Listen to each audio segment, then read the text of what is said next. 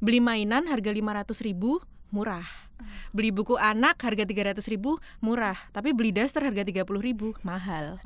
Gitu. Jadi dasternya dipakainya sampai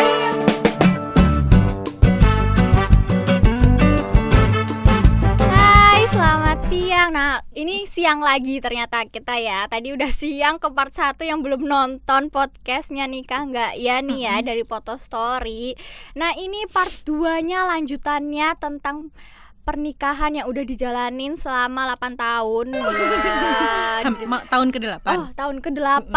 Nah, kan perjalanan 8 tahun loh itu. Dan udah anak 3 lagi kan Mbak Lia. Nah, nanti yang belum nonton part 1-nya langsung aja klik linknya di bawah ini ya. Editor tolong ya, tolong disantumin, biarin lah, susah-susah tuh ya. Nah, ini yang kedua nih ya, yaitu topiknya adalah alasan perempuan tetap perlu bekerja setelah menikah. Wah, ini alasannya nih. Nih salah satunya nih. Dulu aku pernah mikir kayak gini sih Mbak. Kayak kerja gitu kan, dari lulus sekolah terus langsung kerja terus, habis itu udah mikir lagi nggak mau, capek banget kerja ya, ternyata bersyukur udah jadi cewek, yaudah deh pengen nikah aja biar ada yang kasih duit gitu. Wah, biar gampangin ada ATM aja berjalan ya. Ternyata tapi kalau dipikir-pikir nggak juga ya Mbak Lia. Ini topik kali ini nih, apalagi nih di sini ada pengalaman, ada yang wanita karir juga, udah ibu rumah tangga juga, itu juga, dan istri dari suaminya. Wah, itu yang harus melayani suaminya tetap gitu. Nah, ini adalah pertanyaan pertamanya, langsung aja nih Mbak Lia ya. Nah, tadi kan udah capek kerja, pengen nikah aja deh biar ada yang kasih duit. Gampang, tiap bulan ada yang ngasih duit gitu. Setuju nggak sih Mbak sama statement yang kayak gitu? Capek kerja pengen nikah aja biar ada yang kasih duit. Iya. Kok aku mungkin kalau setuju gak setuju jadi ini ya. Iya. Cuman kurang sesuai di aku kali ya Mbak Alsya ya gitu ya, karena menikah tujuannya bukan untuk itu. Kalau aku bekerja juga tujuannya bukan semata-mata untuk duit. Gitu. Kalau aku sih gitu ya. Jadi kurang pas kalau di aku gitu. Tapi mungkin kalau dapat suaminya sultan mungkin kali ya gitu kan, yang udah tinggal digesek keluar gitu. Gitu. Nih pakai aja gitu. Iya. Mungkin gitu. Tapi ternyata ATM kosong kan. Iya. Gitu. Mungkin gitu. Iya. Tiap orang juga beda-beda ya. Iya, gitu. Karena tujuan bekerjanya kalau aku pribadi juga bukan karena uangnya saja gitu. Betul. Nah, itu juga ya salah satunya tiap orang persepsinya juga beda-beda gitu kan. Nah, juga apalagi yang anak-anak zaman sekarang mungkin kan lebih mereka langsung kerja, langsung yang lagi pengennya yang berapi-api bekerja. Terus juga kan juga ada yang akhirnya pas capek juga pengen statementnya juga yang kayak gitu juga gitu kan. Pasti ya tiap orang beda-beda lah, terserah kalian gitu. Nah, ini nih, terus apa sih yang buat aku kepo banget sih Mbak, kenapa sih Mbak Lia juga setelah menikah tuh pengen tetap bekerja gitu? Alasannya tuh gimana Mbak? Ini alasan jujur ya Mbak Alsya. Aku takut bodoh. Waduh. Itu alasanku yang utama adalah kenapa aku harus tetap bekerja, kenapa aku harus tetap ketemu dengan banyak orang, berinteraksi, karena aku takut bodoh.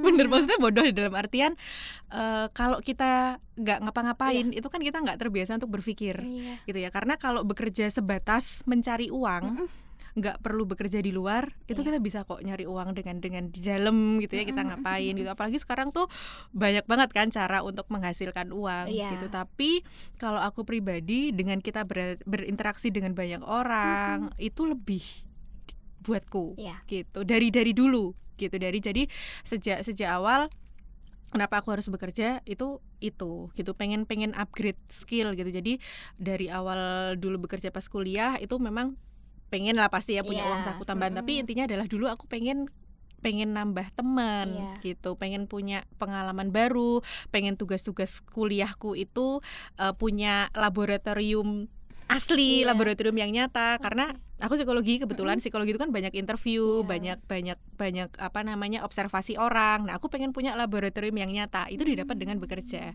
gitu. Kemudian setelah lulus, dapat pekerjaan yang alhamdulillah pekerjaanku tuh bisa membuatku keliling Indonesia gitu, gratis gitu kan, karena pekerjaannya luar kota. Jadi di situ aku merasa bahwa aku dapat pengalaman yang lebih gitu. Gaji di akhir bulan ya seneng pasti, tapi itu kayak ya udah kayak ongkos capeknya aja gitu.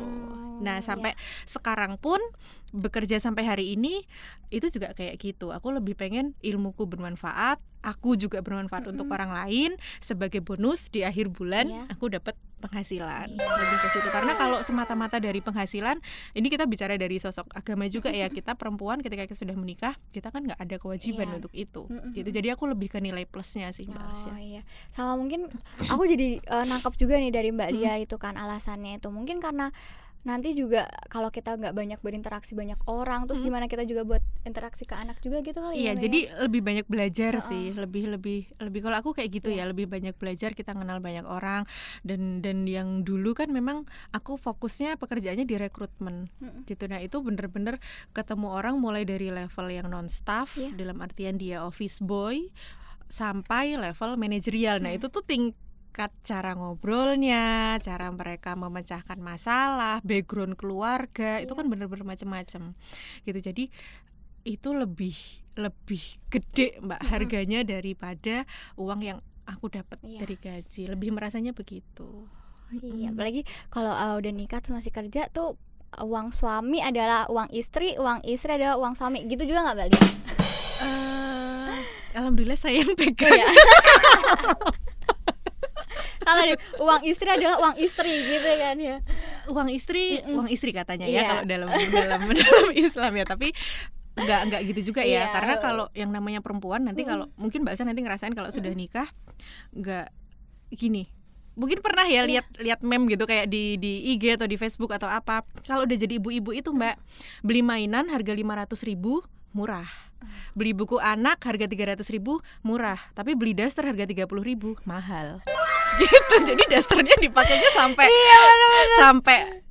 masa kalau belum rusak, belum dibilang nggak layak pakai, ya nggak beli. Mending beli buat anaknya, mending beli buat mungkin kalaupun misalnya beli yang bukan buat anaknya, beli oven lucu-lucuan, ujung-ujungnya apa, bikin kue buat anaknya, kayak gitu, beli air fryer gitu-gitu. Mungkin kan kayak gitu. Tapi yang untuk secara pribadi, kalau aku pribadi ya itu sudah minim banget gitu. Karena waktu pas single ya dipuas-puasinnya di situ. Makanya Mbak Arsya juga kalau misalnya bekerja sekarang mungkin nggak tahu ya prioritasnya apa, mungkin untuk orang tua gitu. Tapi yang untuk pribadi ya puas-puasinya di sini. Jadi ketika sudah menikah nggak ada ego pribadi yang harus dipenuhi gitu. Karena kalau kita udah nikah kan egonya nggak cuma untuk kita sendiri, untuk suami, untuk anak-anak. Kita juga punya keluarga baru, keluarganya suami gitu. Jadi kalau kita masih punya ego pribadi yang masih belum tercapai, atau punya kayak luka masa lalu atau impian masa lalu yang belum dicapai, nanti susah gitu, susah ngalahnya gitu ya Mbak Arsya ya. Kayak masih ngerasanya aku kerja capek, ya aku pas-pasin diri sendiri dong gitu. Walaupun bukan tidak boleh ya, namanya kita privilege, kita udah capek ya tetap boleh gitu. Misalnya kayak beli skincare, beli apa, pasti ya cewek kan suka kayak gitu. Tapi kalau masih ada yang belum tercapai dan itu berat, nah itu nanti susah gitu. Puas-puasin makanya masih single. Benar. Puas-puasin itu paling penting, betul banget. Ini adalah nextnya adalah pertanyaan ketiga nih. Mbak, ini ya fun fact juga, Mbak Lia ini adalah dia HRD ya, Mbak Lia adalah kerjanya HRD. Nah ini kalau dari sisi pekerjaan nih ya Mbak Lia, pandangan dari seorang HRD nih, kan Mbak Lia juga di HRD suatu perusahaan juga di Jogja nih ya. Sekarang di Jogja. Iya di Jogja. Nah itu, nah kira-kira tuh dari pandangan seorang HRD ngelihat ada yang ngelamar, dia udah statusnya menikah gitu, sudah punya anak gitu, tuh peluangnya gimana sih Mbak kalau ngelihat itu? Kalau kembali ke posisi yang di apply biasanya kebutuhan perusahaan gitu ya. Tapi pada dasarnya nggak ada masalah mau dia sudah menikah mau yang belum, karena kadang malah beberapa kandidat tertentu ketika dia sudah menikah itu tanggung jawabnya lebih besar Mbak, karena dia merasa dia harus mungkin ada faktor ekonomi gitu kan yang harus dia penuhi gitu. Jadi secara tanggung jawab lebih besar, ada yang kayak gitu. Tapi bukan berarti yang single enggak ya gitu. Tapi kalau aku sih nggak masalah, apalagi kalau memang biasanya kalau pas memang bener-bener dia sudah kandidat itu sudah berkeluarga, sudah punya anak, yang aku pastikan adalah izin dari suami dan support sistemnya dia di rumah gitu. Kalau dia punya anak ketika dia bekerja bagaimana Iya. gitu, apakah ada orang tuanya apakah sehat atau tidak gitu kan, apakah dia dengan babysitter, terus nanti kalau babysitternya misalnya tiba-tiba pulang, jadi lebih ke dia punya mitigasi atas kondisi di rumahnya dia. Aku lebih kayak gitu, biasanya memastikan itu. Tapi kalau secara status nggak masalah. Oke. Mungkin lebih kayak ngerasa kalau orang yang udah nikah nih biasanya lebih sungguh-sungguh buat kerja Iya, gitu biasanya ya, Mbak, ya. kayak gitu. Nah, malah aku kepikiran karena belum tahu nih ya, makanya minta pendapat Mbak Lia kan pengen kepo juga sebagai HRD tuh pandangannya kayak gimana, karena ngerasanya kalau nanti aku udah nikah status nikah tuh kadang dilihat nggak ya aku udah nikah nih. Dilihat Pasti sih, kan dilihat aku mungkin, tetap gitu. ya. Kecuali mungkin untuk posisi-posisi tertentu kayak manajemen trainee gitu kan, memang mengharuskan belum menikah ya, karena kan dia harus bersedia misalnya kayak mutasi ke manapun. Nah itu makanya tadi kembali ke posisinya. Biasa kalau posisi yang dia stay itu kita nggak masalah. Iya, Gitu. Kalau yang harus mutasi kemana-mana, nah itu kita pastiin izin segala macam atau misalnya ada ikatan dinas yang biasanya dia mengharuskan tidak boleh menikah dalam kurun waktu tertentu, atau dia boleh menikah tapi tidak boleh hamil selama kurun waktu tertentu, itu ada gitu. Tapi itu posisi-posisi tertentu memang. Itu harus diperhatiin lagi gitu. Tapi tenang, itu adalah kalau kalian sungguh-sungguh pasti terima. Kalau rezekinya pasti dapat. Bener banget.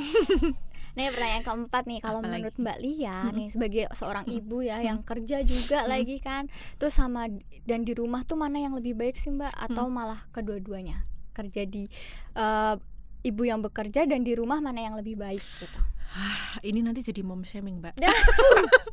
Nggak ada yang lebih baik dua. Semua ibu itu hebat. Ya, semua ibu itu hebat. Mau yang sesar, mau yang normal, mau yang ASI full, mau yang sufor, mau yang masak sendiri, mau yang catering, mau yang bekerja, mau yang di rumah, itu semua ibu hebat.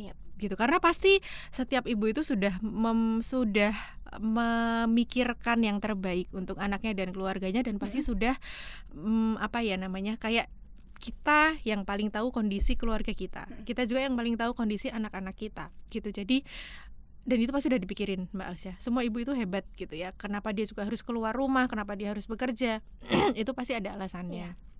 Gitu. Dan suaminya pun nggak kalah hebat gitu kan, apalagi kalau misalnya sampai istrinya punya posisi yang lebih tinggi dari dia gitu kan, misalnya banyak loh sekarang yang kayak gitu kan. Jadi semuanya hebat gitu. Jadi nggak cuma perempuannya yang hebat, tapi keluarganya pun hebat, bisa menerima seorang perempuan dengan semua kondisinya itu hebat gitu. Jadi kalau nanti dibilang salah satu, nanti aku bisa dibully, nanti ditanya sebenarnya siapa ngomong lebih enggak, tapi karena aku pernah merasakan jadi dua-duanya ya Mbak Alsya ya gitu ya. Jadi perjuangannya beda-beda gitu ya. Ketika kita keluar rumah bekerja, itu kita benar-benar harus punya time management yang oke gitu ya, harus bangun jam segini, memastikan anak-anak kebutuhannya seharian selama ditinggal kerja itu beres, memposisikan selama di kantor itu pekerjaannya juga beres sambil mikir di rumah, apalagi kalau tinggal di rumah anaknya sakit. Nah itu luar biasa gitu. Tapi dengan kita keluar rumah itu tingkat stres kita nurun Mbak Alsya. Gitu. Bayangin di rumah 24 jam full sama anak-anak, semuanya usia toddler. Wah itu, kalau aku yang sekarang aku ngerasain ya, itu lebih menguras emosi dibanding kita bekerja di luar. Gitu. Itu lebih capeknya tuh jiwa raga ya kayaknya ya. Apalagi tingkat kesabaran orang kan beda-beda ya. Jadi ibu yang full time di rumah itu luar biasa hebat. Gitu. Ibu yang bekerja di luar juga luar biasa hebat, karena ya itu tadi. Hatinya tuh, apalagi kalau terus ada judgement di luar bahwa kok kamu tega sih ninggalin anakmu gitu kan, kok kamu ini sih percaya sih anakmu dididik sama orang lain bukan sama kamu gitu kan. Itu luar biasa batinnya gitu ya. Ibu yang di rumah, kamu ngapain sekolah tinggi-tinggi cuma di rumah gitu kan. Gitu kan. Jadi semuanya sama gitu, perjuangannya masing-masing. Nah ini ya buat teman-teman yang nonton juga nih podcastnya Nikah Nggak ya, perlu di highlight juga. Ini kan kita pengalamannya orang, kita pengen tahu ceritanya gitu ya Mbak Ria. Dan itu bukan maksudnya kita nyuruh kalian buat jadi kayak gini, itu enggak. Ini adalah pendapat orang beda-beda gitu. Nah, tapi tapi tetap semua hebat. Iya Intinya betul. gitu. Iya semua ibu, apalagi ya itu benar. Ibu rumah tangga itu malah dia yang paling hebat gitu ya. Mbak, Iya, ya. Itu semuanya dia hebat. Nah, ini buat ngomongin anak nih kan. Ngomongin anak dan bekerja juga lagi. Nah, waktu awal pernikahan nih Mbak, apakah semuanya harus di planning atau sedikasihnya aja deh? Semisal nih ya kerja dulu 1 tahun kemudian baru punya anak gitu, atau Oke. udah deh jalan aja gitu, satut gitu. Oke. Aku nikah umur 27 lebih kalau nggak salah Mbak Alsia. Iya. 2013 apa? Iya, 27 lebih sedikit gitu. Jadi waktu itu aku ngerasa aku harus segera punya anak. Gitu kalau aku ya, karena dulu aku ngerasa pokoknya yang dulu literasi yang aku baca, jangan sampai punya anak pertama di atas 30. Oh, Gitu. iya, Karena secara kesehatan dan kekuatan, karena aku kan juga pengen bangetnya normal gitu ya. Jadi pengen banget cepat kalau bisa punya anak kedua sebelum 30 juga. Waktu itu kayak gitu, tapi ternyata enggak kan. Anak-anak kedua udah di atas 30 gitu. Jadi yang pertama memang pengen punya anak segera gitu. Apalagi waktu itu aku nikah itu kebetulan pas mens. Gitu, pas nikah itu pas mens gitu. Tapi ya ternyata bulan pertama belum dapat. Di bulan kedua alhamdulillah hamil gitu. Jadi ya memang alhamdulillah dikasih cepat. Tapi memang kendalanya kan waktu itu kita dari pacaran sampai nikah tuh kan LDR ya gitu kan sama suami. Berapa tahun gitu. tuh Mbak pacarannya? Pacaran cepet Mbak Alsia. Jadi itu kita tuh punya waktu pacaran karena nunggu tanggal baik. Kalau orang Jawa kan ada tanggal baik ya gitu ya. Jadi sebenarnya ketika pacaran, ketika pertama deket gitu, aku langsung nanyanya aku nggak mau pacaran gitu. Lelah sama yang sebelumnya gitu kan, kayak DP rumah tapi nggak nikah gitu. Jadi begitu dapat yang ini, ya, kayak KPR tapi nggak nikah. Jadi begitu sama yang ini, aku langsung aku maunya nikah. Gitu. Aku maunya nikah. Kalau nggak mau ya sudah mundur. Gitu. Jadi waktu itu langsung obrolannya keluarga, kebetulan ditemuin. Nah kalau Jawa kan nggak bisa langsung pengen nikah sekarang besok nikah gitu kan, nggak bisa. Tunangan ada tanggalnya, habis tunangan ada jaraknya. Nah jadi di sela-sela waktu itulah waktu kita pacaran gitu. Tapi di situ pun udah penuh tuh listnya, besok fitting baju, besok prewed, besok ini, besok itu gitu, pesan undangan gitu segala macam gitu. Jadinya nggak sampai setahun kalau nggak salah ya. Iya setahun. Pokoknya kita tuh tunangan Maret, nikah November. Gitu. Ya cepat. Iya, jadi dari Maret sampai November itu ya isinya undangan udah belum. Besok beli bahan, besok ke ini fitting 1, besok ini fitting 2. Terus di fotografer yang ini bisanya take-nya foto besok gitu misalnya. Udah kayak gitu. Jadi obrolan selama pacaran tuh bukan yang hahihi nonton ini enggak gitu, tapi udah ada kelis gitu. Kan itu jarak jauh ya. Jadi pulang yang bulan ini kita ke fotografer, pulang aku yang bulan berikutnya kita fitting, pulang yang berikutnya kita cek undangan gitu. Jadi udah kayak gitu pulang. Ya kan aku pulang cuma bisa weekend ya waktu itu ya. Oh iya. Wah ini aku juga baru tahu Mbak Lia adalah pasangan LDR juga nih. Wah, itu kan komunikasinya juga gimana tuh Mbak? Komunikasi ya telepon ya. Dulu kan belum hits video call ya. Jadi kan memang BBM zaman dulu kan, BBM, nelpon, udah kayak gitu-gitu aja. Dan bahas ya itu kan langsung mau serius gitu kan. Iya, bahasnya juga. Jadi obrolannya obrolan berat ya kalau anak-anak zaman sekarang bilangnya udah kayak gitu. Beb, kita habis ini bahasnya yang berat-berat ya.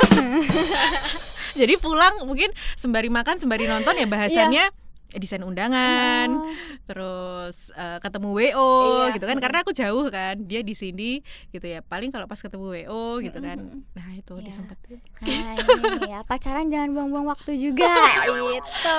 Aku dulu memang ngerasanya karena aku ngejar umur sih waktu itu. Aku takut waktu itu, ketakutan karena kan namanya aku tuh orangnya yang punya target gitu loh Mbak Alsia gitu kan. Aku dulu pengen banget nikah umur 25, begitu 25 bablas tuh kan, aduh gimana gitu. Aku pengen topik yang ini, aku pengen topik abis ini.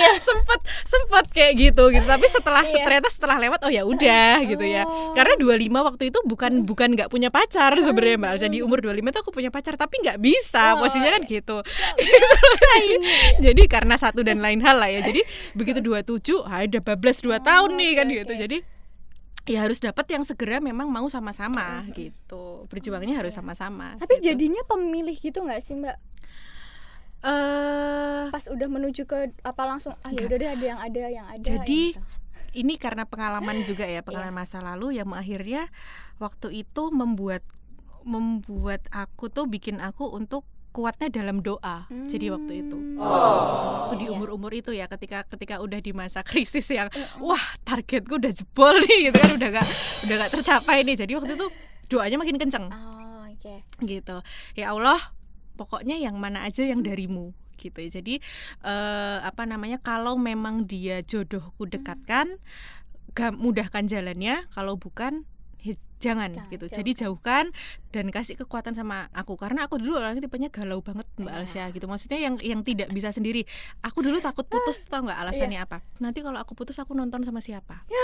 Sereceh itu, bayangin ya. Jadi aku pernah ada di momen itu Mbak Alsya gitu. Jadi sempat ada di momen itu tuh sempat gitu. Tapi setelah itu ya akhirnya ngalir aja gitu. Akhirnya pokoknya harus dekat dalam doa. Sempat dekat sama beberapa orang waktu itu juga gitu kan. Jadi tapi pokoknya tunjukin mana yang paling oke, mana yang paling dirasa mudah jalannya, mana yang orang tuaku juga paling bisa menerima, keluarganya juga itu dekatkan. Dan alhamdulillah ya waktu itu sebenarnya kalau diomongin susah gitu ya, secara kondisi jauh apa segala macam gitu kan. Tapi ya jalan alhamdulillah gitu. Berarti ya memang jodohnya ke situ gitu, alhamdulillah. Harus dituntun sama doa. Itu pokoknya ya paling penting adalah kalian jangan pernah ninggalin Tuhan ya kalian. Wah, berat. Nah ini adalah next yang terakhir Mbak Yani ya. Mbak Lia percaya nggak kalau masa depan itu tuh misteri gitu kan? Terus apa sih yang memperkuat Mbak Lia tetap kerja dan bisa backup suatu jika ada hal tidak baik terjadi pada keluarga atau suami gitu? Misteri gitu hidup. Takdir kan memang misteri ya. Makanya kita dituntut buat ikhtiar yang semaksimal mungkin gitu kan. Tapi kadang namanya kita manusia, kita kan ngerasa bergantung sama seseorang gitu ya. Apalagi kalau ya kayak aku juga, kalau pas lemah iman atau apa gitu, nanti kalau nggak ada dia gimana ya gitu kan. Kalau misalnya pernah sih terpikir kalau misalnya nanti suami meninggal duluan atau aku meninggal duluan, itu gimana anak-anak, gimana kelangsungan keluarga ini dan segala macam, itu sempat gitu. Tapi pada akhirnya aku sudah sampai di satu titik bahwa ya berarti itu yang terbaik dari Allah gitu. Itu yang terbaik dari Allah. Nanti sisanya dari siapapun yang ditinggalkan pasti akan ada Allah yang jaga. Pasti akan ada Allah yang cukupkan. Akan ketutup mungkin satu rizki dari satu pintu. Misal suamiku misalnya nggak ada gitu ya, Wallahu alam gitu, misalnya suamiku nggak ada, pasti akan ada pintu yang lain gitu. Aku misalnya nggak ada gitu ya pasti nanti juga akan ada yang lain seperti itu. Kalau sekarang aku percaya gitu. Jadi lebih ke hidup di saat ini, ikhtiar maksimal di saat ini, apa yang bisa kita lakukan di saat ini itu yang dilakukan gitu. Jadi jangan sampai nanti menyesal di masa depan karena kita tidak melakukan sesuatu gitu. Cuman berandai-andai, coba ya dulu aku gini, jangan gitu gitu. Jadi ya sekarang maksimal, jadi nanti ke depan nggak akan ada kayak gitu. Karena kita nggak tahu ke depannya gimana. Yang dulu yang udah cuman buat pelajaran aja gitu. Jangan yang aku nggak mau lagi yang seandainya gitu, jangan gitu. Sekarang lanjut gitu. Nah gitu. Ini juga tadi kan pernikahan ya nggak sih, pastinya bahasnya tentang yang dari awal pernikahan. Dan jangan lupa foto story Mbak Lia ada mahar yang kekinian ya. Iya, yang kekinian adalah produk barunya foto dulu story. Aku belum ada kayak gitu-gitu. Enggak. Cincinnya cuma yang kotak yang merah yang bludru itu loh. Kan tahu. Tapi kalau seserahannya ada sih dibungkus-bungkus gitu. Tapi kalau yang ini belum. Mungkin bilang ke suaminya Mbak Lia, beli nanti dong diulang gitu. Kado itu ya buat kado ya. Iya kan, yang diulang dong gitu. Yang lagi manggilnya. Ya oke deh, nah ini udah. Dan ini adalah part keduanya tadi Mbak Lia, terima kasih. Sama-sama. Aku pengen deh nanti next lagi dong tentang planning gagal tidak sesuai target. Nggak on target gitu ya. Iya, on target gitu ya kan. Oke. Itu kan kamu nih nggak sesuai target aku tahu. Ayo lanjut. Oke, terima kasih buat topik hari ini Mbak Lia. Tapi ada satu lagi yang ketiga, tapi abis ini ya. Berarti kita ganti hari atau ini juga tayangnya di bulan puasa apa setelah lebaran nih ya? Oh ya, nanti pokoknya ditunggu aja. Iya, ditunggu aja pokoknya nih. Pokoknya tentang pernikahan. Makin gemes aku, makin semangat tuh. Iya. Terima kasih Walia buat Sama-sama. yang ke part 2-nya dan Oke. lanjut lagi nanti Boleh. kita. Wah, terima kasih buat semuanya udah nonton juga. Lanjut pokoknya yang belum nonton yang episode pertamanya ya, langsung aja klik link di bawahnya ada. Nah, dan jangan lupa juga like, comment dan subscribe podcast Nikah Nggak ya. Jadi nikah nggak nih? Ya. Sorry. Oke, tuh biar mikir lagi mau nikah nggak ya gitu. Tapi nikah dong, masa Nikah. nggak nikah ya nggak. Bye bye, terima kasih. Dah.